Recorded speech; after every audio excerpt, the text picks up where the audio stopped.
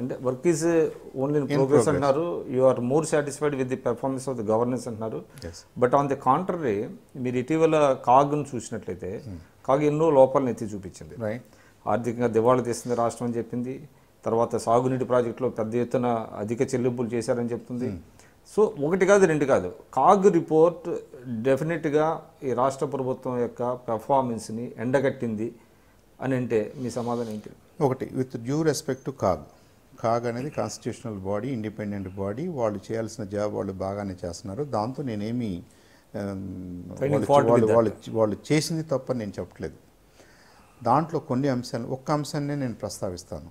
వాళ్ళ ఐడియాలజీకి, వాళ్ళ way of accounting and ఆడిటింగ్కి ఇక్కడ యాక్చువల్గా గ్రౌండ్లో జరిగేదానికి డిఫరెన్స్ చూపించడం కోసం నేను చదివిన దాంట్లో ఏముందంటే, పట్టిసీమ ప్రాజెక్టుకి పర్మిషన్ లేదు అని ఉంది.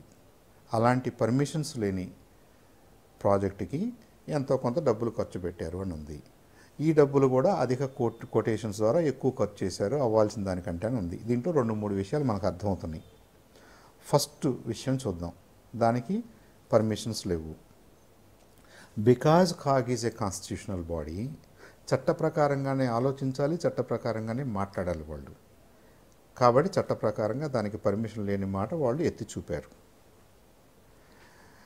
ఇక్కడ సామాజిక సోషియో పొలిటికల్ ఎకనామిక్ సిచ్యువేషన్ని మనం దృష్టిలో పెట్టుకుంటే ఈ ప్రభుత్వానికి ఒక ఛాలెంజ్ ఉంది. పోలవరం ప్రాజెక్ట్ అయ్యేదాకా అది 2 ఏళ్ళు పట్టుద్దా, 3 ఏళ్ళు పట్టుద్దా, 2-3 ఏళ్ళు అయితే పట్టుద్ది. అయ్యేలోపు మనం నీరంతా వృధా చేయకుండా ఒక ఇంటర్మీడియట్ సొల్యూషన్ మనం ప్రపోజ్ చేయటం వల్ల కృష్ణా డెల్టాని ఆదుకోవచ్చు అని ఒక మంచి ఐడియా చేశారు. సో దానికి Pattiseema we want to go head అనుకున్నారు, చేశారు. అది ప్రభుత్వ విచక్షణతో చేసింది. తర్వాత పట్టిసీమ జరగాలి, మేము కొత్త రాష్ట్రము, ప్రజలందరూ కూడా భయాందోళన గురవుతున్నారు, ఆందోళనలో ఉన్నారు. మన పోలవరం ఎప్పుడు వస్తుంది, మనకి స్పెషల్ స్టేటస్ ఎప్పుడు వస్తుంది, స్పెషల్ ప్యాకేజ్ ఎప్పుడు వస్తుంది, మన రాష్ట్రం ఎప్పుడు బాగుపడుద్ది, మనకు ఉద్యోగాలు ఎప్పుడు వస్తాయి, రకరకాల ఆందోళనలో ఉన్నటువంటి ఈ ప్రజానీకాన్ని కన్విన్స్ చేయడానికి, వీఆర్ వర్కింగ్ ఎట్ ఇట్ అని చెప్పుకోవడానికి మాకు ఒక ఐకాన్ కావాలి, మాకు ఒక పని కావాలి, మేము పూర్తి చేయాలి. ఆ భావంతో, ఆ ప్రెషర్ తోటి ముఖ్యమంత్రి గారు 6 నెలల్లో చేయాలి, 7 నెలల్లో చేయాలి, 8 నెలల్లో చేయాలి, మనం ఖరీఫ్కి నీళ్ళు ఇవ్వాలని చెప్పేసి తొందర పెట్టిన మాట వాస్తవం. తొందర పెట్టడంలో పబ్లిక్ గుడ్ ఉందే కానీ పర్సనల్ ఇంట్రెస్ట్ ఏం లేదు ఆయనకి. మీరు తొందర పెట్టినప్పుడు ఎనీ ప్రాజెక్ట్ మేనేజర్కి తెలుసు ఏది మీరు 10 రూపాయలు ఎక్కువ పే చేయాల్సి వస్తుంది. చేసాం. Okay, project management point of వ్యూలో మేము జస్టిఫై చేసుకుంటున్నాం, పబ్లిక్ సెంటిమెంట్ పాయింట్ ఆఫ్ వ్యూలో మేము జస్టిఫై చేసుకోగలం, సోషల్ పొలిటికల్ ఎకనామిక్ రీజన్స్కి మేము జస్టిఫై చేసుకోగలం. కానీ ఇది కాగ్కి వినపడదు, కాగ్ ఈ అంశాలను తీసుకోదు పరిగణలోకి. కాగ్ ముందు చట్టం ఉంది, ఆ చట్ట ప్రకారంగానే వాళ్ళు డాక్యుమెంట్ రాశారు. ఇప్పుడు నేను మళ్ళీ మిమ్మల్ని కాగ్ని అడగట్లేదు, CAG will do the same analysis for any project.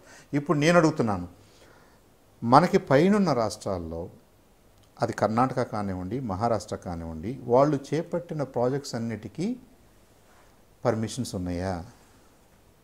లేనప్పుడు ఆయా రాష్ట్రాలు, మహారాష్ట్రలో అయితే 11 ప్రాజెక్ట్స్ ఎలా చేపట్టారు?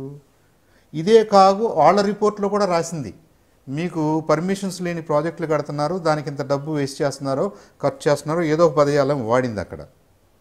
అంటే మీరు చెప్పిన దాన్ని ఏం చేద్దాం మనం? బాబ్లీ గురించి చెప్తున్నారు. మహారాష్ట్రలో 11 అన్లిస్టెడ్, అన్క్లియర్డ్ ప్రాజెక్ట్స్ ఉన్నాయి. కృష్ణా ట్రిబ్యునల్ దాని జోలికి వెళ్ళలేదు, దానికి ఎవరు ప్రజెంట్ చేయలేదు.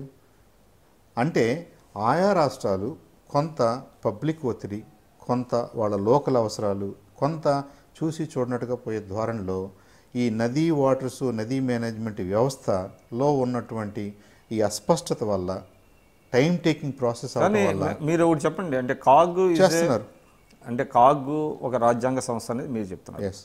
But any government, be it AP, be it Maharashtra, be it Karnataka or whatever it is, within the constitutional ఫ్రేమ్వర్క్లో పనిచేయాలి, చేయాల్సిన అవసరం ఉంది కదా.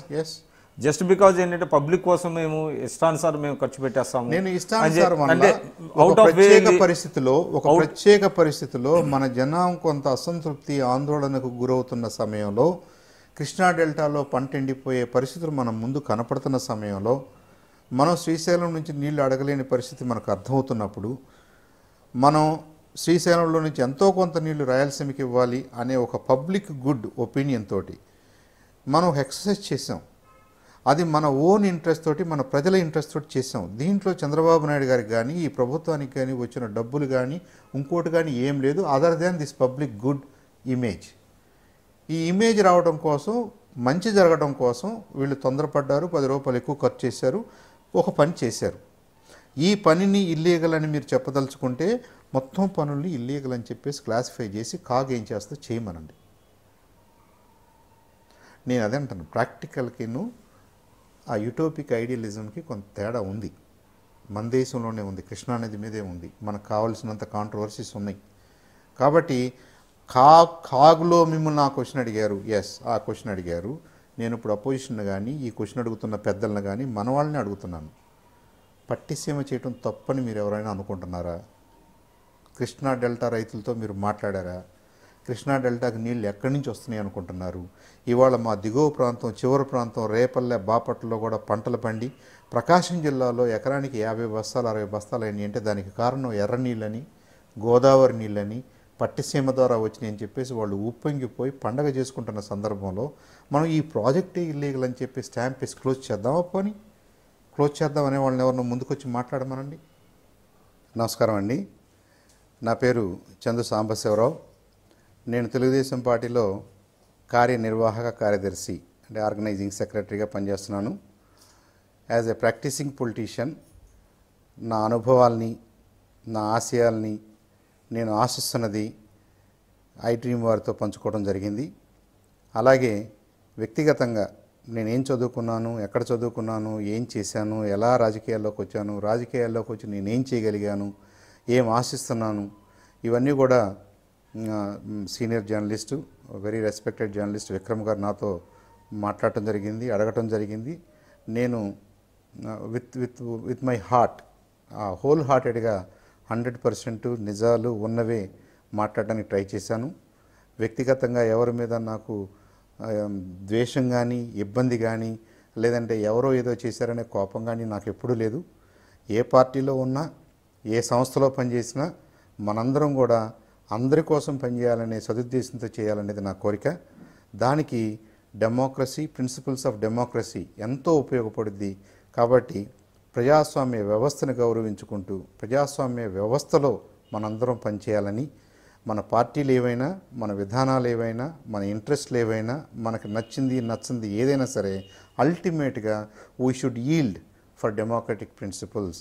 ప్రజాస్వామ్య ప్రిన్సిపల్స్కి, ప్రజాస్వామ్య వ్యవస్థకి ఈల్డ్ అవుతూ మనం కలిసి పనిచేయాలనేది నా కోరిక. ఇంతవరకు వాచ్ చేసినందుకు మీ అందరికీ ధన్యవాదాలు. అలాగే నా మాటల్లో కానీ, నా ఆలోచన విధానంలో కానీ, లేదా నేను చెప్పదలుచుకున్న దాంట్లో నేను చెప్పలేకపోయింది కానీ ఏదైనా ఉంటే ఫీడ్బ్యాక్ ఇవ్వగలరని ఆశిస్తున్నాను. Thank you.